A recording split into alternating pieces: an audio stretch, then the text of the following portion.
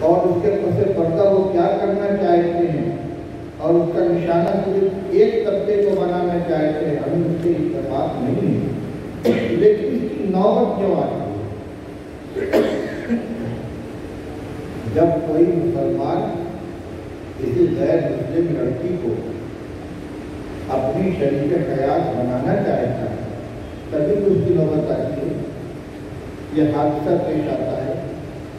کیا آج سے 150 سال پہلے اس طرح کا تصور کیا جا سکتا تھا؟ واقعات کبھی کبھار پیش آتے ہیں لیکن شکل قانونی ہوتی ہے۔ جس کو بھی اپنا مذہب تبدیل کرنا ہو، NOC حاصل کر کے عدالت میں جا کر کسی عالم کے سامنے جا کر کلمہ پڑھ کر اپنے مسلمان ہونے کا اعلان کرتا، پھر شرعی اصول کے مطابق نکاح کیا جاتا ہے۔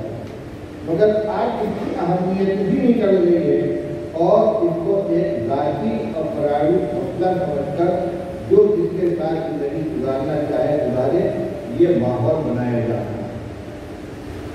اخلاق کی خرابیوں میں جن چیزوں کو قرآن پاک کے اندر مہلکات میں شمار کیا گیا ہے، انما الخمر والمیسر والانصاب والازلام رجس من عمل الشیطان فاجتنبوه لعلکم تفلحون انما یرید الشیطان ان یوقع بینکم العداوة والبغضاء في الخمر والمیسر ویصدکم عن ذکر اللہ وعن الصلاة فهل انتم منتهون۔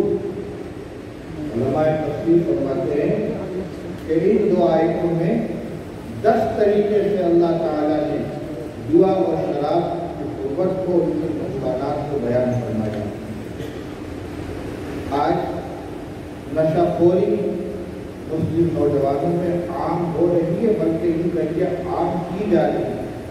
سازش کے تحت، پروگرام کے تحت مسلمان نوجوانوں کو پہلے مفت میں نشے کا عادی بنایا جاتا ہے، پھر ان کو اس سطح تک پہنچا دیا جاتا ہے کہ بغیر نشے کو ان کے لیے زندگی گزارنا مشکل ہو جاتا ہے۔ فحاشی اور بے حیائی عام ہو رہی ہے۔ جو اسلامی اخلاق ہیں ان کا جنازہ پہلے ہی سے نکلا ہوا ہے۔ راست بازی، امانت داری، ایفائے عہد، بڑوں کا احترام، چھوٹوں پر شفقت، پڑوسی کے ساتھ محبت، یہ ساری اسلامی اخلاق ہیں کہ جن کو بنیادی اخلاق میں شمار کیا گیا ہے اور اسلامی تعلیمات میں ان کی بڑی اہمیت ہے۔ ہمارے معاشرے سے وہ نکلتی جا رہی ہیں، بڑی حد تک نکل چکی ہیں۔ تو میں صورتحال کی وضاحت کر رہا ہوں کہ اب یہ بیماریاں وبائی شکل اختیار کر چکی ہیں۔ اس لیے چند مدرسوں کا یا چند جمعیتوں اور جماعتوں کا یا چند افراد کا اپنی سطح پر اصلاح کی کوشش کر دینا کافی نہیں، بلکہ ہم ہندوستان میں رہنے والے کم سے کم اپنے ملک میں ملکی سطح پر اس برائی کے سیلاب کو روکنے کے لیے اس جذبے کے ساتھ اور اس لگن کے ساتھ کام کرنے کے لیے تیار ہوں جس طرح عمومی وبائی بیماری سے بچنے کے لیے انسان کوشش کرتا اور بچتا ہے۔ اسی ضرورت کا احساس کرتے ہوئے دارالعلوم دیوبند میں اصلاح معاشرہ کی کمیٹی قائم کی گئی۔ ظاہر بات ہے کہ تنہا دارالعلوم دیوبند اپنے اساتذہ کرام کو پورے ہندوستان میں ہر ضلع میں، ہر صوبے میں، ہر گاؤں، ہر بستی میں اور ہر مسجد میں بھیج کر ہر فرد سے ملاقات کر کے اپنی بات کے پہنچا سکتا ہے۔ دارالعلوم کا کام بغل بجانا ہے، آواز لگانا ہے اور اللہ کا شکر ہے، ہم اس نعمت پر اللہ کا شکر ادا کرتے ہیں کہ ہمارے اکابر بانیان دارالعلوم دیوبند کے اخلاص اور ان کی للہیت کی برکت سے اس گئے گزرے دور میں ہم جیسے بے عملوں کی ذمہ داری کے اندر بھی اللہ تعالیٰ نے مسلمانوں کے دل میں دارالعلوم دیوبند کی وہ محبت رکھی ہے کہ وہاں سے اٹھنے والی آواز پر لوگ متحد کرتے ہیں۔ دوسری ایک بات اور کہنا چاہتا ہوں، دارالعلوم دیوبند اگرچہ ایک ادارے کا نام ہے جو ضلع سہارنپور کے قصبہ دارالعلوم دیوبند میں قائم ہے، لیکن دارالعلوم عملاً اور تحریکاً صرف اس احاطے تک اس ادارے تک محدود نہیں ہے، بلکہ دارالعلوم جس کے قیام کو 160 سال تقریباً ہو چکے ہیں، اور اس وقت سے لے کر آج تک ہر سال ابتدا میں 100-200 اور اب 1,500 طلبہ فارغ ہوتے ہیں، جن کے پورے ملک کے اندر پھیل جاتے ہیں۔ یہ اپنے اپنے علاقوں کے اندر یا تو پہلے سے قائم اداروں میں تدریسی خدمت انجام دیتے ہیں، یا جہاں ضرورت ہوتی ہے وہاں ادارہ قائم کرتے ہیں، اور پھر ایک سے دوسرے سے تیسرے سے چوتھے تلامذہ تیار ہوتے ہیں۔ اس طرح اگر ابنائے دارالعلوم کو شمار کیا جائے تو وہ لاکھوں سے اوپر متعلق ہو جاتے ہیں۔ میں یہ کہنا چاہتا ہوں کہ آپ کے جے پور میں جتنے قاصدی حضرات ہیں اور تھوڑا سا آگے بڑھ جائیے، ضروری نہیں کہ وہ دارالعلوم دیوبند میں فارغ ہوں، بلکہ اس مسلک، اس فکر، اس نظریے کے حامل جتنے ہمارے ادارے ہیں، وہاں سے تعلیم حاصل کرنے والے یا وہاں کے پڑھے ہوئے اساتذہ سے تعلیم حاصل کرنے والے، یہ سب کے سب دارالعلوم کا عملہ ہے، یہ اس کے افراد ہیں، یہ اس کے خدام ہیں۔ اس لیے اس وقت ہماری یہ کوشش ہو رہی ہے کہ اس آواز کو پورے ملک کے ہر بستی تک پہنچایا جائے اور ہر جگہ کے لوگوں کو کھڑا کیا جائے تاکہ ان کو اس ضرورت کا احساس ہو۔ اس کی قیادت ہمارے علماء کرام، ہمارے ائمہ مساجد کریں گے، لیکن ان کا تعاون دونوں طرح کا تعاون، بات کو پھیلانے، خدمت کرنے، لوگوں تک بات کو پہنچانے میں بھی تعاون کریں، اور دوسرے یہ جس پیغام کو لے کر کہ علماء مساجد میں پہنچے، بستیوں میں پہنچے، محلوں میں پہنچے، ان کی پذیرائی کی جائے۔ اچھا سے اچھا ڈاکٹر کوئی مطلب کھول کر بیٹھ جائے لیکن مریض اس کا بائیکاٹ کر دے تو اس کی طبابت اور اس کا فن کسی مریض کو نفع نہیں ہوتا۔ ابھی آپ نے سنا کہ بنیادی طور پر 4 کام جو کیے جا رہے ہیں کہ ہر مسجد کے لوگ علاقے اور بستی کے ذمہ دار علماء سے ملاقات کر کے ان سے درخواست کریں کہ ہماری مسجد میں ہفتے کے فلاں دن فلاں نماز کے بعد بیان کا انتظام کر دیجیے۔ دوسری طرف اپنے محلے کے ہر مسلمان کو آمادہ کریں، ایک تو پنج وقتہ نماز میں حاضری کی دعوت، دوسرے خاص طور پر اس دن بیان سننے کے لیے، دعوت سننے کے لیے ان کو لانے کی کوشش کریں۔ یہ جو 30 پمفلیٹ کو شائع کیے گئے ہیں، یہ ان تمام اخلاقی عملی بیماریوں کی نشاندہی کے لیے ہوا، شراب، جھوٹ، بدکاری، خیانت، یتیموں کے ساتھ یتیموں کا مال کھانا، میراث ادا نہ کرنا وغیرہ وغیرہ، جو اخلاقی بیماریاں معاشرے میں پھیلی ہوئی ہیں، معاشرے میں پھیلی ہوئی ہیں، ان سب کی نشاندہی کرنے کے لیے قرآن و حدیث کی روشنی میں ان کی برائیوں کو واضح کرنے کے لیے اور ان کا علاج تجویز کرنے کے لیے یہ مختصر پمفلٹ تیار کیے گئے۔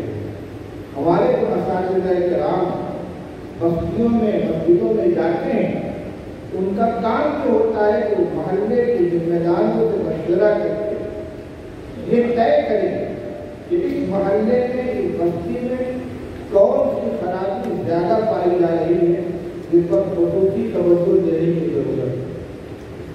آپ محلے کے لوگوں، بستی کے لوگوں 3 کام کریں۔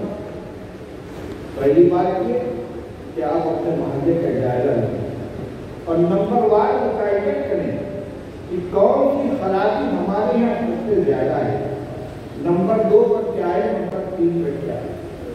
دوسرا کام یہ کہ علماء کرام سے جو ذمہ داری جن حضرات کو دی جا رہی ہے ان سے رابطہ قائم کریں۔ یہ بات کئی لوگوں نے واضح کر دی کہ جن ناموں کا اعلان کیا گیا ہے یہ کوئی باضابطہ کمیٹی نہیں ہے، بلکہ ہمارے مولانا مزمل صاحب نے پوچھا کہ بھائی آپ لوگوں نے میٹنگ تو کر لی ہے، کام کرنے کے لیے کون کون تیار ہے؟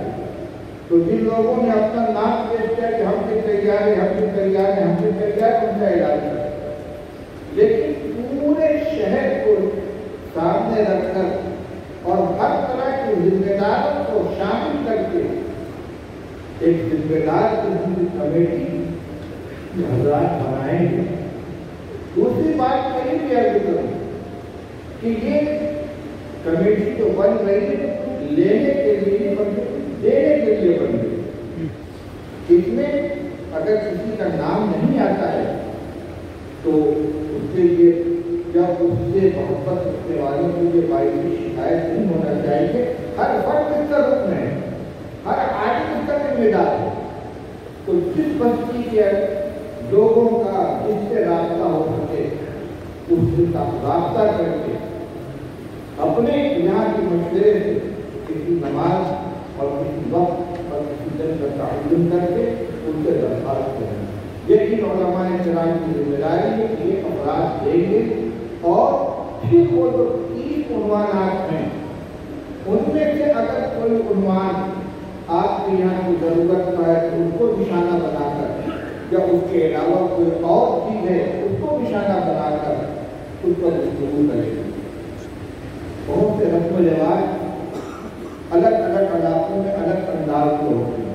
شادی بیاہ کے رسومات میں بہار میں کچھ اور ہے، گجرات میں کچھ اور ہے، مہاراشٹر میں کچھ اور ہے۔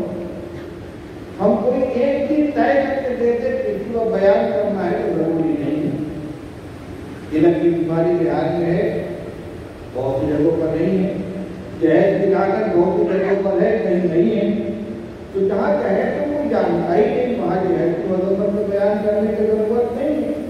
لیکن جہاں مسلمان بچیاں جہیز کی بنا پر بیٹھی ہوئی ہیں، ان کی عمریں تباہ ہو رہی ہیں، وہاں پہلا موضوع بنا کر گفتگو کرنے کی ضرورت ہے۔ اس لیے محلے کے ذمہ دار حضرات بھی اس پر نظر رکھیں اور علماء کرام اور کمیٹی کے ذمہ داران بھی اس کو دیکھیں۔ یہ کوئی رسم کی تکمیل نہیں ہو رہی ہے، بلکہ جیسے ڈاکٹر کے پاس مریض جاتا ہے تو اس کی نبض دیکھتا ہے، مختلف قسم کے چیک اپ کراتا ہے تاکہ جانے کہ اس طرح بیماری کیا ہے، پھر اس بیماری کا علاج تجویز کرتا ہے۔ تو سب مل کر پہلے بیماری کی تشخیص کرنے کی یہاں کی چیز کی ضرورت ہے، اس پر محنت کی جائے۔ اور میں نے ڈاکٹر کی مثال دی تو ڈاکٹر کو کار میں دوا دے دینا، اس کا استعمال کرنا جو مریض کا کام ہے، تو معاشرے کے افراد کو جن کے اندر بیماریاں پائی جا رہی ہیں ان کے سامنے مختلف بیان کر دینا کافی نہیں ہے، بلکہ جن نوجوانوں میں جن لوگوں میں جو خرابیاں پائی جا رہی ہیں محبت کے ساتھ، ہمدردی کے ساتھ ان کو سمجھانا اور ان کو ان کے غلط راستے سے ہٹانے کی ہماری ذمہ داری ہے۔ تین مختلف کام دیے گئے مسجدوں والے عنوانات کے بیان، قرآن پاک کی تعلیم، تفسیر، درس حدیث اور ضروری مسائل کا بیان۔ ضروری مسائل میں اختلافی مسائل بھی بیان کیے جائیں گے۔ نماز پڑھ رہے ہیں تو نماز کے ضروری مسائل کو جانیں، کون سی غلطی کو سجدہ سے واجب ہو جاتا ہے، وضو کے فرائض کیا ہے، تیمم کا طریقہ کیا ہے، کن کن چیزوں سے وضو ٹوٹ جاتا ہے، اتنا تو کم سے کم جانیں۔ نماز پڑھنے لیکن اس سے بھی واقف نہیں ہے، کیونکہ ضروری مسائل ہیں، ان سے آدمی کو واقف ہونا چاہیے۔ یہ جو اس پر تحریک چلائی جا رہی ہے، اس کا مقصد یہ ہے کہ پورے ملک کے اندر ہر آدمی اس خوفناک صورتحال کا احساس کرے اور اس کے علاج کے لیے جتنی جس قدر کی کوشش کر سکتا وہ کرے، کیونکہ اس وقت میں خاموش رہ جانا خود اپنی تباہی کو دعوت دینا۔ حدیث پاک میں رسول اللہ صلی اللہ علیہ وسلم نے مثال دی ہے، بڑی عجیب و غریب مثال ہے۔ آپ نے فرمایا کچھ لوگ وہ ہوتے ہیں کہ جو اللہ کے احکام پہ عمل کرتے ہیں، اللہ کے حدود پر قائم رہتے ہیں، اور کچھ وہ ہوتے ہیں جو اللہ کے حدود کو پامال کرنے والے ہوتے ہیں۔ ان کی مثال ایسی ہے جیسے ایک بڑی کشتی ہے جس کی دو منزلیں ہیں، ایک نیچے کا اندر کا حصہ ہے، ایک عرشہ ہے چھت کا حصہ ہے۔ اندر جو لوگ نیچے بیٹھے ہوئے ہیں ان کو جب پانی کی ضرورت پیش آتی ہے تو وہ چھت پر جاتے ہیں اور وہاں سے رسی کے ذریعے دریا میں سے پانی کھینچ کر لے کے نیچے آتے ہیں۔ اس سے ایک ان کو بار بار اوپر جانا پڑتا ہے، دوسرے ان کے جانے کی وجہ سے اوپر بیٹھنے والوں کو تکلیف ہوتی ہے۔ تو نیچے بیٹھنے والے اگر یہ کہیں کیا ضرورت ہے کہ بار بار اوپر جائیں، کیوں نہ ہم کشتی کے نیچے سوراخ کر لیں تاکہ اس میں پانی آنے لگے۔ اب سوراخ کرنے والے تو نیچے کے لوگ اور اوپر والے جو بیٹھے وہ اس عمل میں شریک نہیں ہے۔ رسول اللہ صلی اللہ علیہ وسلم ارشاد فرماتے ہیں کہ جو لوگ عرشہ پر بیٹھے ہوئے ہیں وہ اگر یہ سوچے ہم تو سوراخ نہیں کر رہے ہیں، تو جب کشتی میں سوراخ ہوگا اس میں پانی بھرے گا، کشتی ڈوبے گی، تو نیچے والے بھی ڈوبے گی، اوپر والے بھی ڈوبے گی۔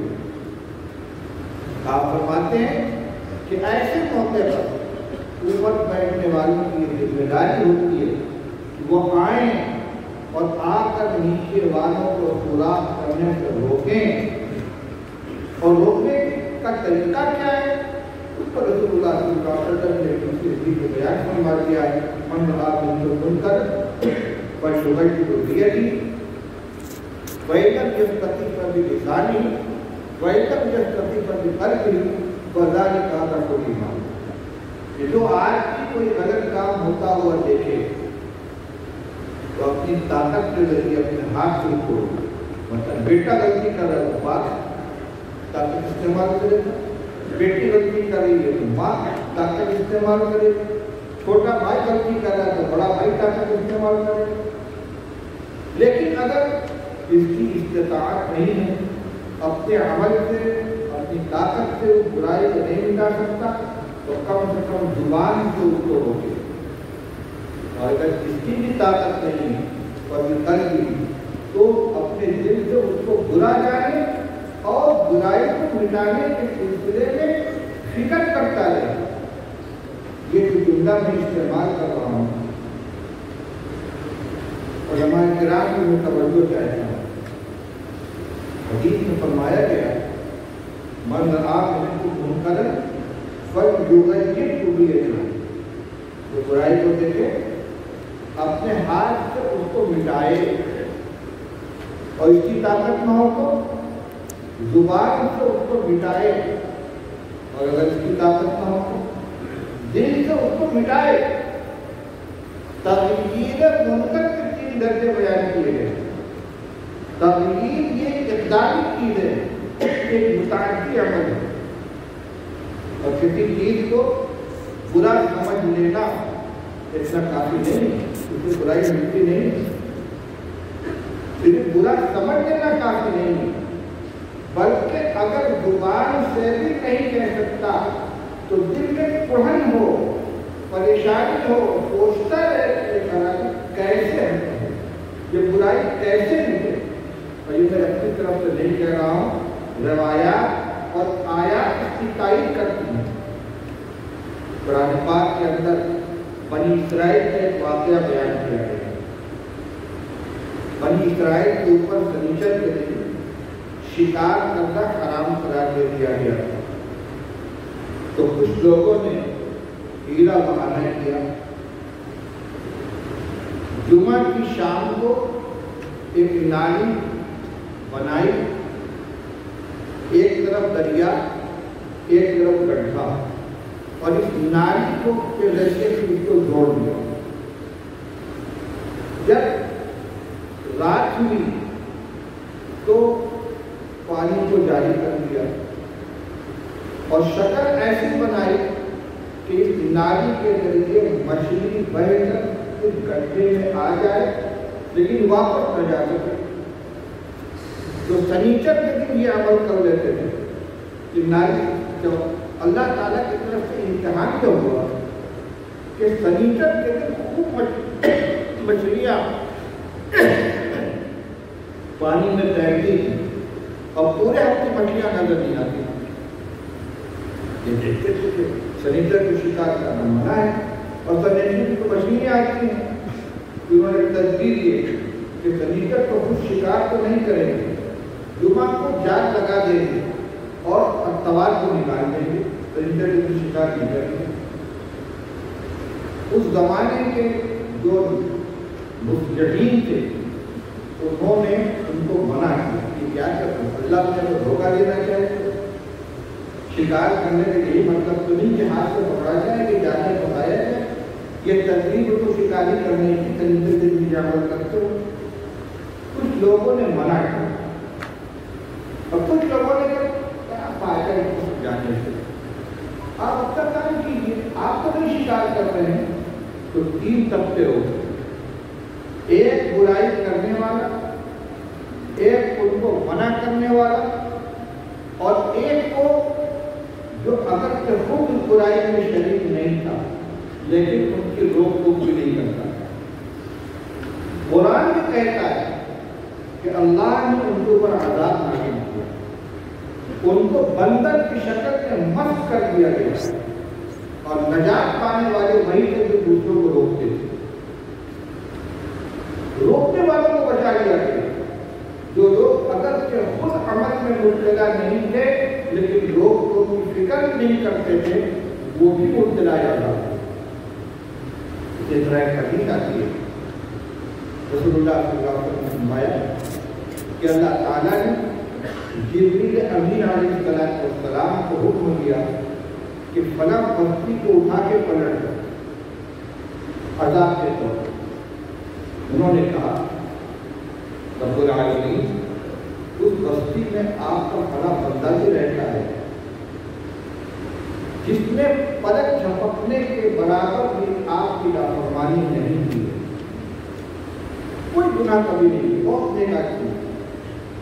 اللہ تعالیٰ نے فرمایا نحن اعلم بمن فیہا، خوب جانتے ہیں تمہارا قوم کو، اس کے سمیت اس بستی کو پلٹ دو۔ کیوں؟ فرمایا میری نافرمانی اس کی بستی میں ہوتی رہی لیکن کبھی اس کی پیشانی پہ بل نہیں آئی۔ لم یشمعی ذوالہ قط فی، کبھی بھی اس کی پیشانی پر کبھی بھی کا اثر ظاہر نہیں ہوا۔ معلوم ہوا کہ جن میں کڑھن ہونی چاہیے صرف ناگواری محفوظ کر لینا نہیں، ایسی کڑھن جو چہرے پہ ظاہر ہو، جتنا کر سکتا وہ کرے تب تو وہ بچے گا، لیکن لا تعلق ہو کر بیٹھا رہے گا تو بچے گا۔ اس لیے میرے بھائیوں، ہم سب کی یہ ذمہ داری ہے کہ اللہ کے عذاب کو دعوت دینے والی جو خرابیاں ہمارے معاشرے میں ہیں، جس کے نتیجے میں ہم دیکھ رہے ہیں اتنی بڑی تعداد ہونے کے باوجود آج ہمارا کوئی مدد نہیں ہے، ظاہر ہے کہ اللہ کی مدد ہم سے ٹوٹتی ہوئی ہے اللہ کی رحمت کو منانے کے لیے چند مسلمین کا کھڑے ہو جانا کافی نہیں ہے، بلکہ ہم سب کو اس کے لیے محنت کریں۔ میں بات کو کہہ رہا تھا پیدل کے پرتی بھی دکھائی ہوئی پہنچنے کے لیے کیا گیا ہے، لیکن اس اجتماع کے اوپر کام ختم نہیں ہو گئے تو آغاز ہے۔ ہمارے علماء کرام، ائمہ اعظام، چاہے ان کا تعلق مدرسوں سے ہو، چاہے جمعیت سے ہو، چاہے جماعت سے ہو، چاہے مسجدوں کے امام ہوں، خطبہ ہوں، مدرسے کے مدرس ہوں، یا کچھ نہ کرتے ہوں لیکن عالم ہیں اور اپنے سماج میں، اپنے معاشرے میں جو ذمہ دار حیثیت رکھتے ہیں، ان سب کو بڑی سطح پر مشورہ کر کے ایسا نظام بنانا چاہیے کہ کوئی مسجد پورے جے پور کی اور اطراف کی خالی نہ ہو، ہر جگہ نظام کا آغاز ہو جانا چاہیے۔ آپ دیکھ رہے ہیں مجھے بار بار کھانسی آ جاتی ہے، بول نہیں پا رہا ہوں اور لفظی تقریر موجود نہیں ہے، نظام آپ کے سامنے آ چکا ہے۔ اب ہماری یہ ذمہ داری ہے اپنی اپنی مسئولیت سے ہم عہدہ بناؤں۔ جو حدیث میں نے پڑھی اس کا ترجمہ کر دوں، رسول اللہ صلی اللہ علیہ وسلم نے ارشاد فرمایا ہے کلکم راع وکلکم مسئول عن رعیتہ، تم میں کا ہر شخص نگراں ہے، ذمہ دار ہے اور ہر ایک سے اس کے معاملات کے بارے میں پوچھا جائے۔ راعی اصل میں چرواہے کو کہتے ہیں۔ چرواہے کا کام کیا ہوتا ہے؟ بکری کے ایک ریوڑ کو لیے ہوئے ہاتھ میں اس کے تمچی ہے، وہ چاروں طرف نظر ڈال رہا ہے، کوئی بکری کوئی بھیڑ گلے سے الگ ہو کر باہر میں جانے پائے، کوئی بھیڑیا کوئی درندہ اس پر حملہ نہ کرنے پائے۔ تو جس کی نگرانی میں جتنا ریوڑ ہے اس کی حفاظت کرنا اس کی ذمہ داری ہے۔ وہ لکم راعی، اس میں ہر ایک نگران چرواہا ہے، نگرانی کرنے والا ہے اور اس کی رعیت جو ہے اس سے ماتا ہے۔ گھر کا فیملی کا جو بڑا ہے اس کی ذمہ داری اپنی بیوی، اپنے بچوں اور اگر پوتی پوتے ان سب کو دیکھنا، وہ مالک کے تو ملازمین کو بھی دیکھنا، محلے کے جو ذمہ دار ہے پورے محلے کے لوگوں کو دیکھنا، مسجد کے جو ذمہ دار ہے تو پورے علاقے اور کم سے کم وہاں مسجد سے تعلیم رکھنے والوں کو دیکھنا۔ جو اپنے کو جس دائرے کا بڑا سمجھتا ہے اور دوسرے مواقع پر اپنی بڑائی کا اظہار کرتا ہے، میں اس کا ذمہ دار ہوں، میں بڑا ہوں، یہ بڑائی صرف اپنی بڑائی جتانے کے لیے نہیں بلکہ ذمہ داری کو ادا کرنے کے لیے بھی ہونی چاہیے۔ میں اپنی بات اتنی ختم کرتا ہوں، اب آگے اگر کوئی ضروری پیغام ہوگا تو ذمہ دار حضرات پیش کریں گے۔ اللہ تعالیٰ ہمیں فکر نصیب فرمائے اور ذمہ داریوں کے عہدہ ہونے کی کوشش فرمائے۔ آپ کو